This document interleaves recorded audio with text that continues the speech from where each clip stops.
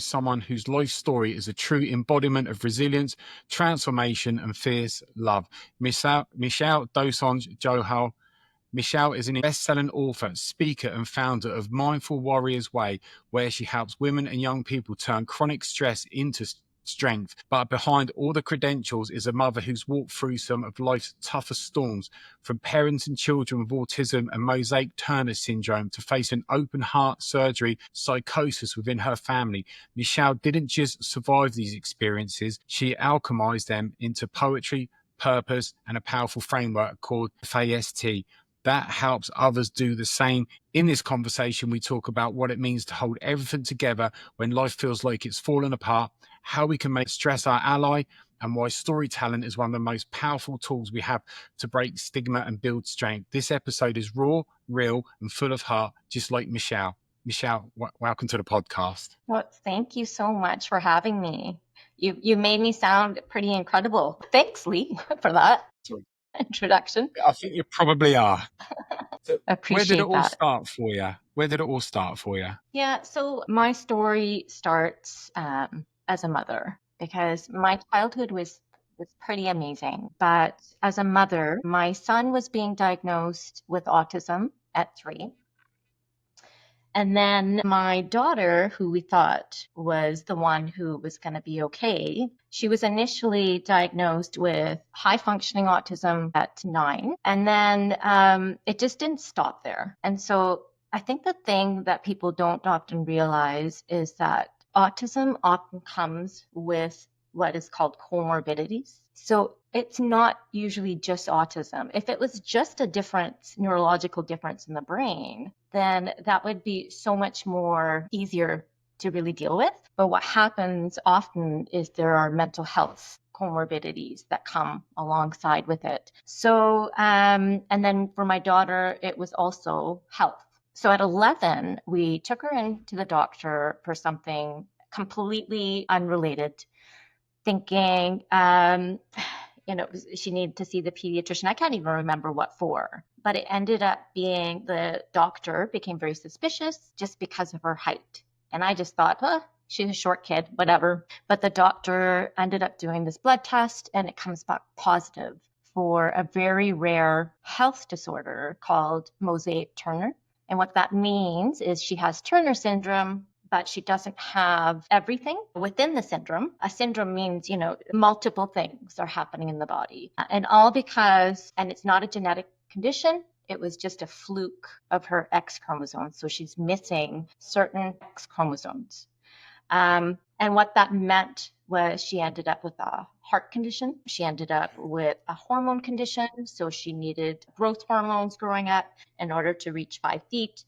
And she ended up with multiple other health issues. At 15, she had full-on open heart surgery. Shortly after that, my son, who was, again, already diagnosed with autism, and for him, the autism was pretty significant. It impacted him quite a bit. And then he was diagnosed with an extreme mood disorder on top of that, while my daughter is recovering from open heart surgery. And then I know it's just so much, but then she ended up with a serious stomach issue, so IBD, ulcerative colitis, which led to blood transfusions. She was away from high school for 3 months, hospitalized. And now they're finding a lot of correlation between the gut health and mental health. And she had no gut microbiome left. It was depleted.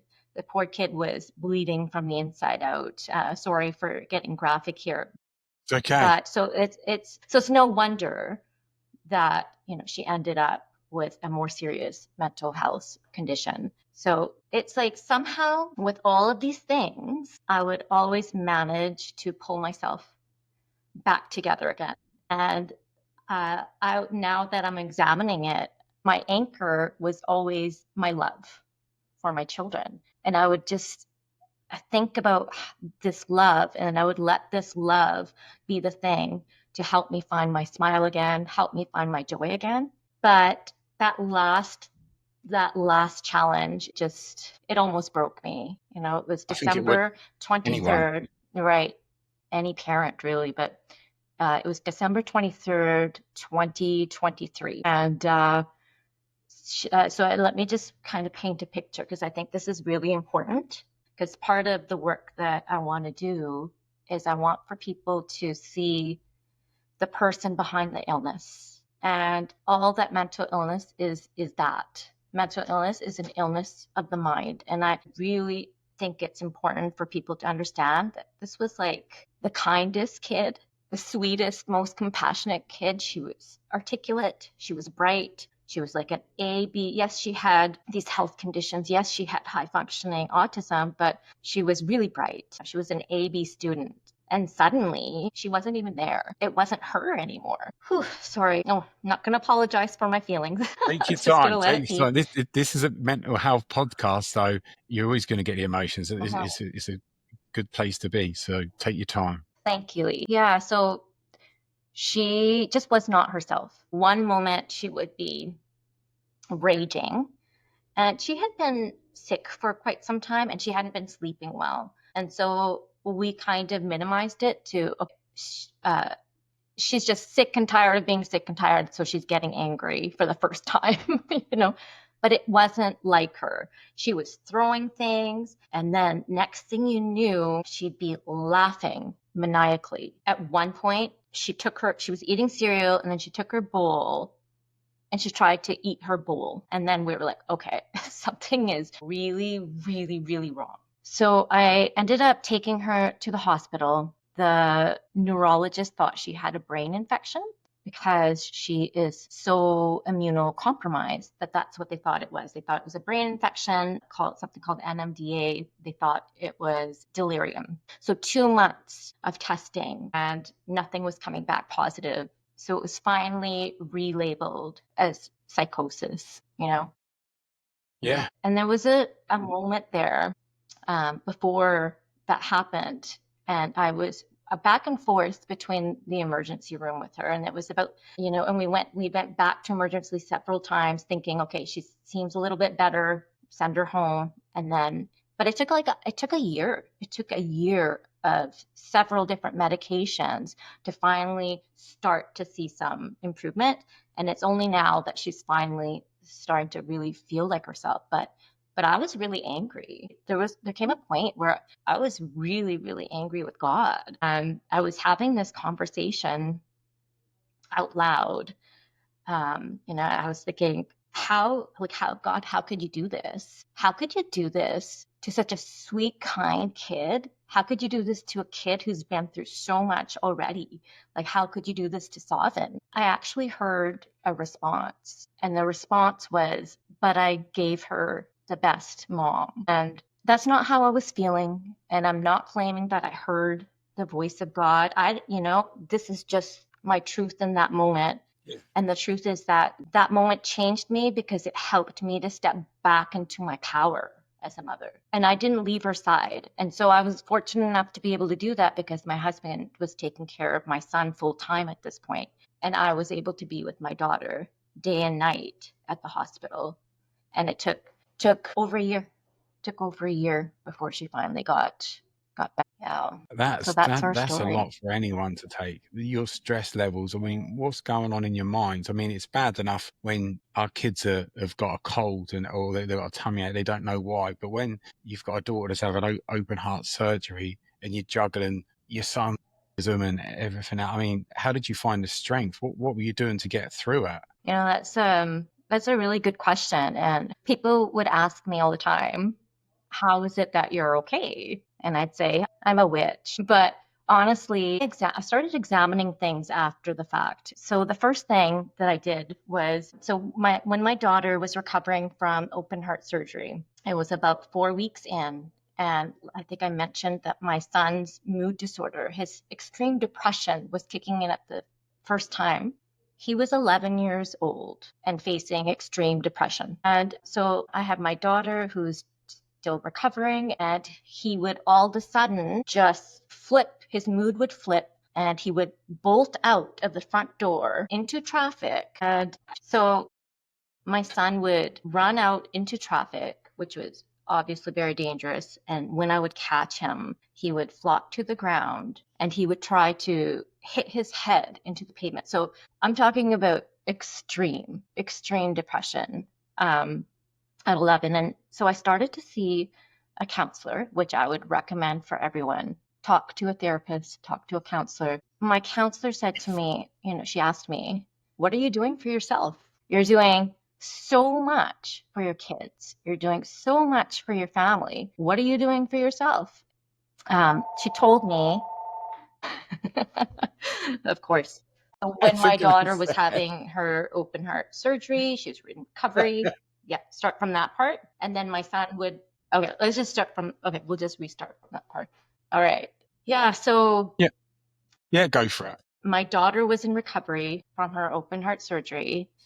Go for it. And my son, his extreme depression was showing up for the first time. And I'm talking about he would bolt out of the house into open traffic. And then we'd be running out after him. And when I would catch him, he would flop down and try to hit his head into the pavement. So it was really extreme. Actually, I remember one time he got past me and he was running down the street and the neighbor actually and then I went and he did the same thing where he falls down and he tries to hit his head in the pavement and I catch his head. And I don't know why, but it just seemed so ridiculous that I just started laughing. And the neighbor, a man, he started crying and he looked at me and he just said, I can't believe that you're this strong that you actually laughed in this moment. And to this day, I don't know why I laughed, but shortly after I was seeing a counselor, and I recommend everyone to see a counselor or a therapist. Everyone has things going on in their life. I think it's super important. Contact Lee. We all need therapy. And Definitely. my counselor told me that I needed to find one thing for myself. She said, you're doing so much for your kids. You're doing so much for your family. What are you doing for yourself? And so, what I did was I thought about what I loved to do as a child. And what I loved to do as a child was writing. I would write stories and I would write poetry. But what often happens as an adult is that we get so busy that we no longer make time for the things that fuel us, that make us feel alive and give us passion. And so I gave myself permission and I said, okay, no excuses. I might not have time right now to write long novels, but I can certainly write poetry in the morning. And so I'd just be drinking my morning coffee and I started writing poetry. And before I knew it, it was just flowing through me. The words were just coming. And before I knew it, I had a whole poetry page on Instagram, Mindful Warriors Way, and that kind of took off.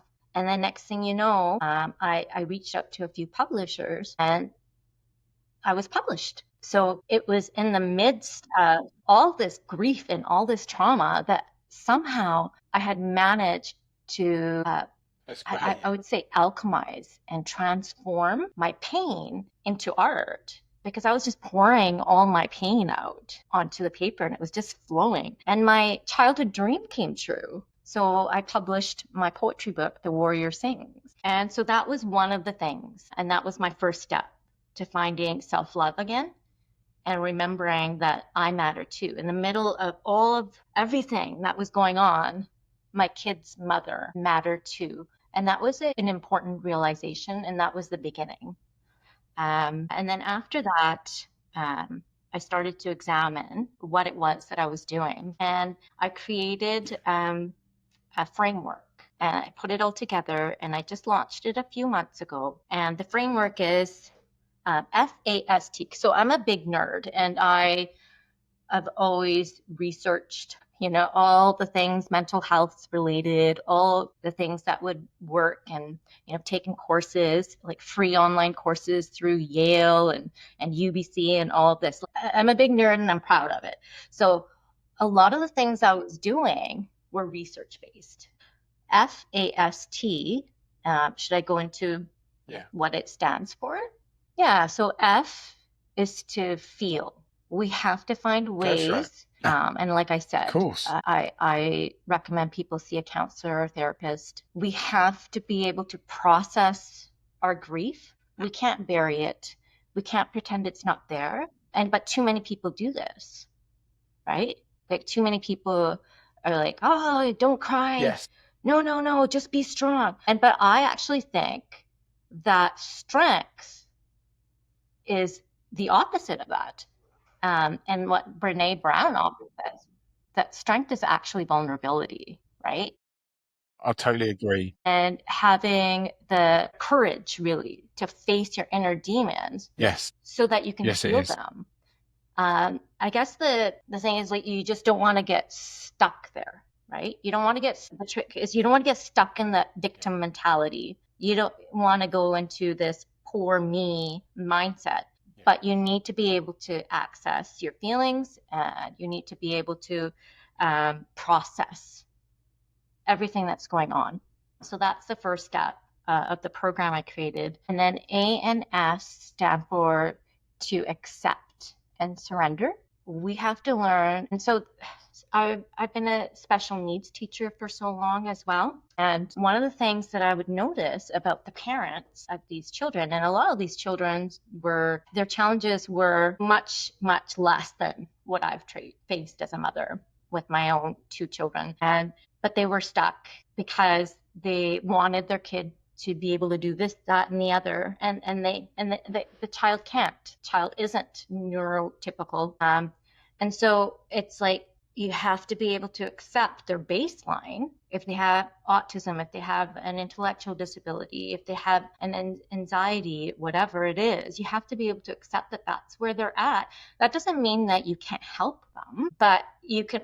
It's like in education, we call it Vygotsky's zone of proximal development for intelligence. It's like you have to see where they're at, and then they might be able to, you might be able to help push them get a little bit higher from where they're at, but they're not going to be, if a neurotypical child's baseline is much higher, they might not never get there. They might. I'm not saying that they can't, but we have to accept the diagnosis. And too many parents do not accept it. And that is where the suffering is. The suffering is in the resistance. And if we can learn to accept and surrender to the things that we cannot change, then there's peace on the other side. Yeah.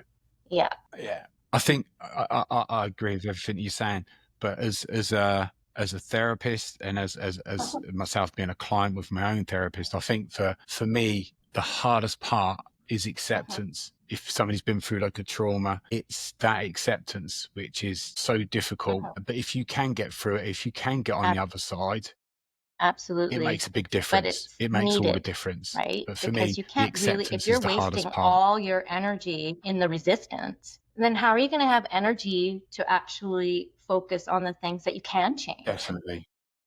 You're going to be all out of energy. Yeah, absolutely. Absolutely. And you're not going to be able to move forward and focus on what you can change. You get stuck. So the hardest thing that I had to accept was my daughter's psychosis. And there was a moment, oh my gosh, it was so hard. So I can think of one moment How did in you particular, and accept it's that? going to be a little bit graphic, Yeah. so I'm going to apologize to the listeners. Yeah, and it's and I do get emotional because it's still pretty It's all right. fresh for us. That's It was survive. only and it was only last year, so she's only just started to get better. It was all of Yeah, of 2024 course. that we were dealing with this. So it was about the third time we went back to the emergency room, and by this point, she had become suicidal. And she would try to flee the emergency room. So they had her in restraints. And somehow, this kid who was usually so gentle and so calm was breaking out of the restraints and kept escaping. She became this little escape artist. And so it's kind of funny in retrospect, but unfortunately they had to put her in this room, and this room was like a prison cell. Okay, so it was the worst moment.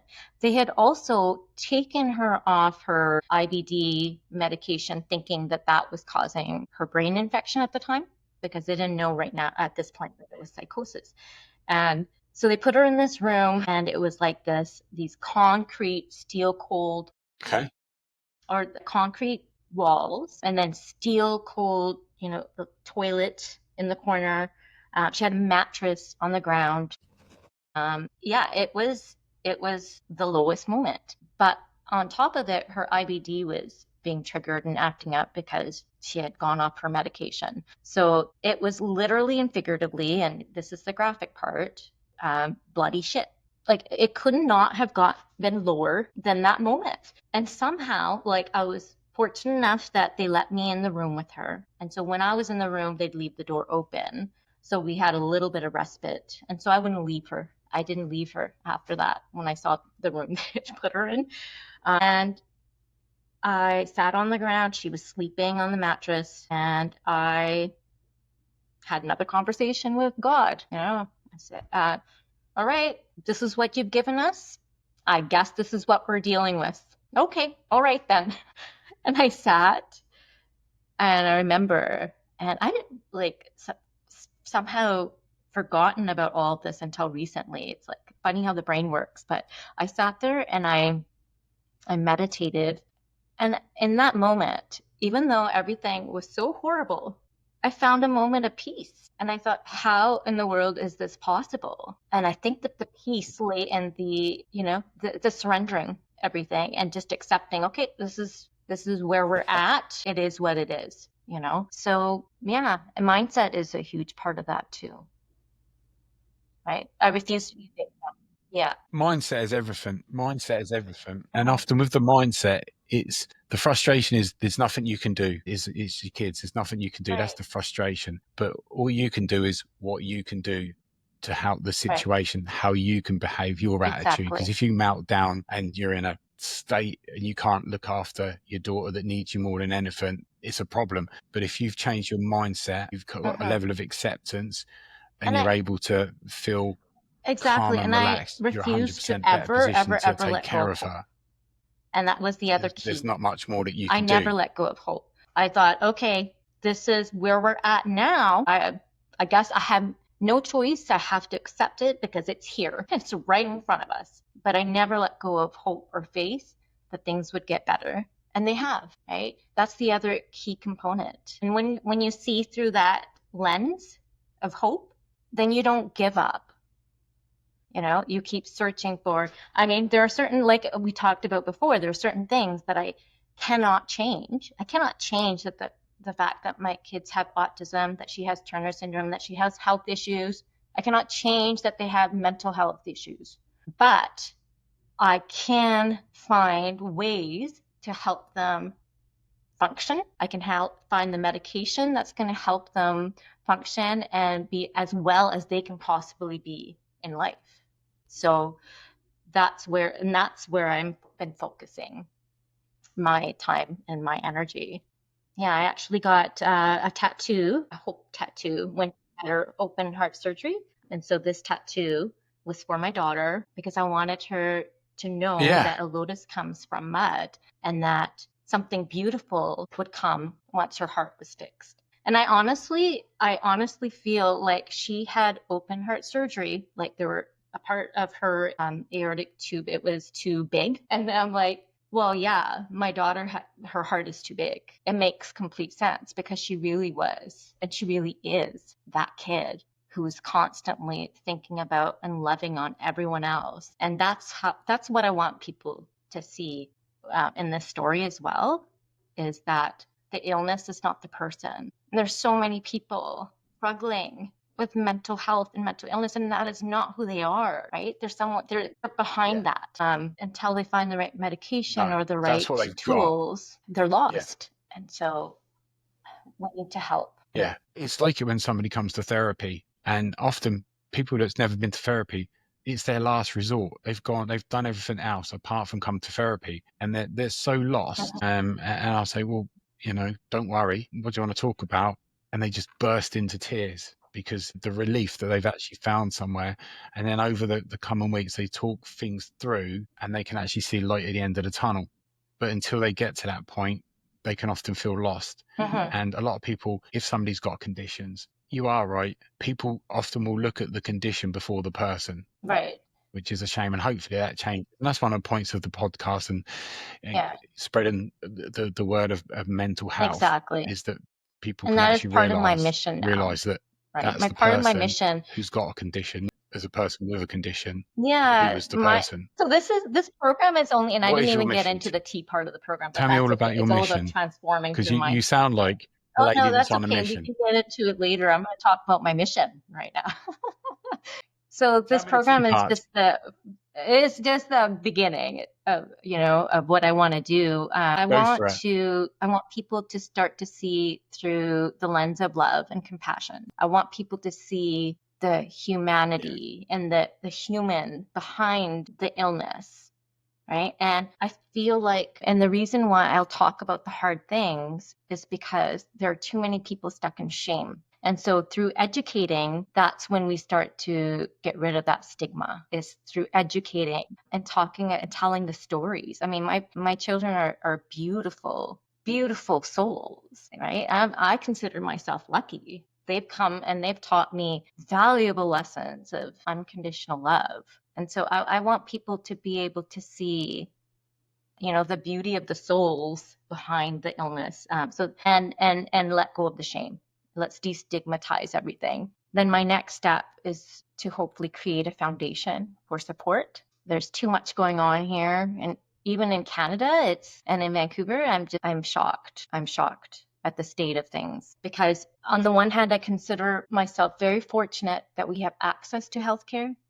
We're very fortunate to be in a place where, my kids can access all the medications and doctors and whatnot that they need. However, I have to tell you, when I was at the hospital with my daughter, there were stretchers and stretchers of elderly people in the hallways who never had a room. There's just not enough resources there. There's not enough resources for special education. As a special education teacher, I had to advocate so hard just to get my son any kind of support. Like, you'd think that this is a right to be in school full time, but I had to advocate and get the executive director of autism community training involved before he could even access the right care so that he could be in school full time. And then, talking about mental health, all you need to do is go down Hastings Street here in Vancouver, and it's lined with homeless people. And statistically speaking, we know that at least half of those people have some kind of serious mental illness, if not more, right? 50 to 70%. Oh, the statistics vary depending on where you look. The state of things here, it's just, so many people are in shock right now. And this is Canada. Yeah. So I have a bigger mission, and I'm only just starting to do the work that I need to do. Yeah. Yeah. Yeah. I mean, I want to start a What's your foundation targets? What are you for aiming for? What's your sort of advocacy, your short, medium, and long so term that we goals that you've can got bring for all of in this? the programs and bring in the support that's needed for mental health and special education, and just be a support system. There's so many people going through, and I know what it feels like when you're a caretaker, when you're a mother, a parent, and you're going through so much darkness. Like, I know what that feels like, which is why I created the program in the first place, right? So I've only just started, It's all right. It's fine to have a and I've tangent started to here. do these Have you podcasts. I had started to many other do parents reaching out to you? speaking events. And yes, the last speaking event that I did, I had several parents come up to me, many moms in tears, saying that they have had similar experiences or are also going through incredibly stressful times. And so I think it's important to voice these truths so that people also realize that they're not alone. There are other people going through these things. I think that's the problem with the various types of issues that people have, whether it's people suffering like abuse as a kid, or narcissistic Absolutely. relationship, or they've got children that are sick or whatever. Even though So it's it's not important just to you, reach you out. feel like it's just you on your own, and everyone in the world is just carrying on with their lives. It's so isolating. I think if you've got, so when you've got somebody and this is one of the whole points of the podcast, it's for people that can listen to somebody and be able to relate to it and then be inspired by it, which is what you're doing. Because when you're there talking, there's parents there that, one, they're relating to you because they're coming straight Right. up to you. And you're also inspiring them because they're not going to come up to you and go, yeah, I'll relate to you. Thank you. That's my They want to hope. come My up to you hope because they is feel that to there's hope there. So get already, through to even people. at an early stage yourself, And that's making a big what I would difference in say people's to anyone lives. right now that's going through a crisis and going through a really, really dark period is that don't ever give up on hope, and what I would say is find an anchor. For me, because it's like when you're going through a crisis, it's like you're in this boat, there's leaks in it, and all you can do is stay afloat, right? But you need to find some kind of anchor, and you don't want to float away. You don't want to sink. And for me, the anchor was love. Honestly, all I would do is think about how much I loved my kids. And that was the thing that pulled me through those extremely dark times. And I would tell everyone, find your anchor. Find your anchor. Yeah. And don't ever, ever, ever give up on hope, because things will get better. And that's the thing that we can't afford to lose. I totally agree. And I often say to, whether it's clients or just in general, that everything is temporary. If you're going, like the quote, if you're going through hell, keep on going. Good or bad, nothing lasts forever. Fortunately, with the times that you were going through with your daughter, it came to an end. Yes, extremely, extremely. I'm a different person than I was when any of these challenges first started. And I kind of like the person that I am. So it's okay. It's okay. Yeah. And there'll be people that are, whether it's the same or similar, going through what you've been through. So you're there to be able to help people, speak to them when you were doing this all on your own, because there wasn't anyone that you could reach out to who was available there as well. So just with what you're doing now, you might be able to Well, that's reduce what it's all somebody's about, right? pain That's and why we do anguish this. just by speaking to them Yeah, while they're going through their absolutely. darkest time. You might And I reduce also that. have my story. My story's also coming out. I always forget to, I'm like the worst Yeah, salesperson. I always forget to of course. mention about my books and things. So I was really fortunate. I was really fortunate to partner up with Marco Robinson. And Tell so me about that. I have to, correct something here. I'm not the best-selling author. I partnered with Marco Robinson, who has created the Start Over series, and the first 2 volumes have become bestsellers. But I won't be out until volume 7. So I don't know if I can actually, take that just yet, take that credit just yet. I would say it's a testament to Marco Robinson, but I'd still take it. my story will be coming out in volume 7 of the series. And it's called Start Over. Yeah, and there are a lot of incredible, incredible stories. So they're definitely worth the read. I'm not even sure. They're working on releasing volume 3 now. Volume 1 and 2 have come When's out that going to be the last released? few months. So hopefully by the end of the year. And She's how's your much daughter better. doing now? Um, Yeah. it's still a process, right? But she feels like herself again. It took 5 different medications before we finally found something that worked. And so it's a process, but you just can't give up and you have to keep trying, right? She's feeling more and more like herself.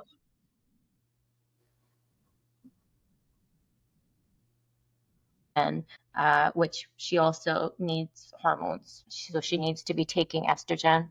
It's like she's in menopause already at 19.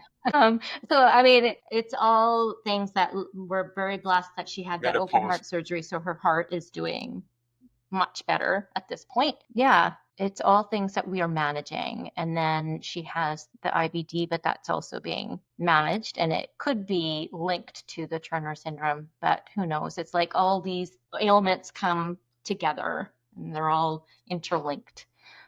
Oh, So that's the good. T It's part good is that to she's got it. trans. It's Yeah, please important. do. It's important. Yeah. It's to transform. Tell me about And that. you can Tell me about the T transform with your part. mindset and you can transform with gifts. So mindset is one of the things I never allowed myself to do is I never allowed myself to have a victim mindset. No matter how bad it got, I would not allow myself to see myself as a victim. Because then you're throwing away your power. Have to see from a completely different mindset, really. And there are people who have gone through worse things who have managed to pull through because mindset is so powerful. You know, Sarah Almadani and Robin Sharma, they've said Mindset's everything. that the mind is not your master, the mind is your servant. But if you allow your mind to run you, it's going to run you with negative stories and victim mindset. So you have to take control of the narrative.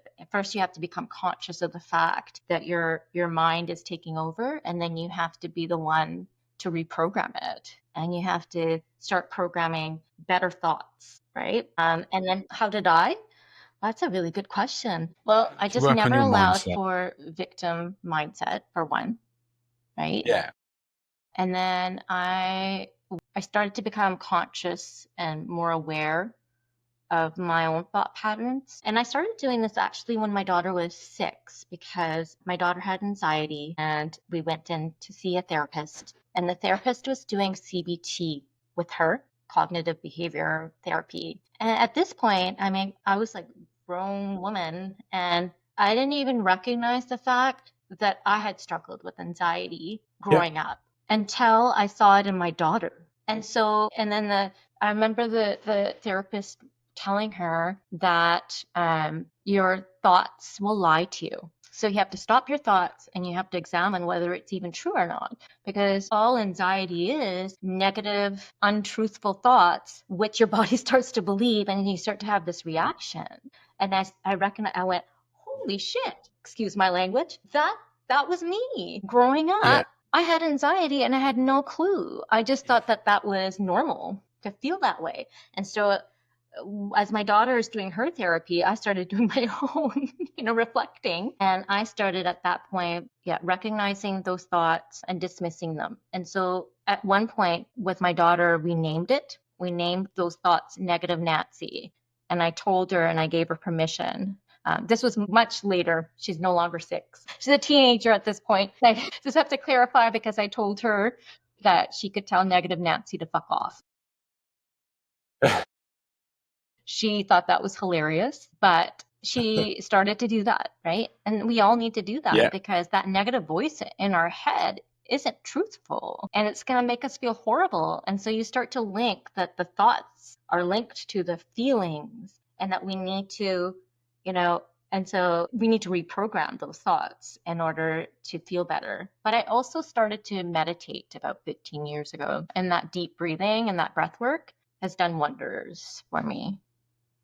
Yeah, I'm able to get to a place of calm now so much easier. I mean, I was fortunate that I was able to combat my anxiety without medication. But I mean, I am not someone who would ever shame people who need to take meds because I understand that there are some people who have something more serious going on. And I've seen that my own children are a testament to that, right?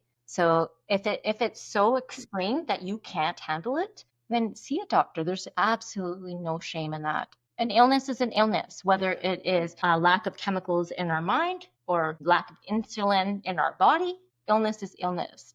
And we should not ever be made to feel ashamed for having to take medication.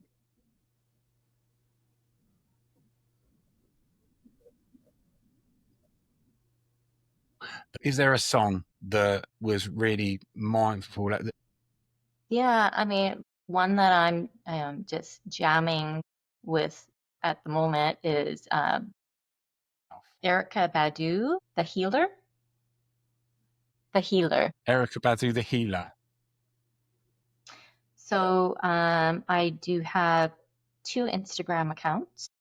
And please, if you're listening, feel free to reach out. I love just, genuine conversations with people. I love connecting. So I have my poetry account, Mindful Warriors Way, on Instagram. And then I have created a recent new account for the mental health work that I'm doing, and it's called Mothers of Mental Health. And then I have my website, so I'll send the link if you're able to add it to the podcast. Yeah, all of Michelle's links will be in the description in the episode there as well, along with Michelle's song there. So It's been really interesting to listen to your journey, what you're doing, what you've been through, how you got through it, and what you're looking to do in the future there. I really appreciate your time today, Michelle. Thank you so much for your time.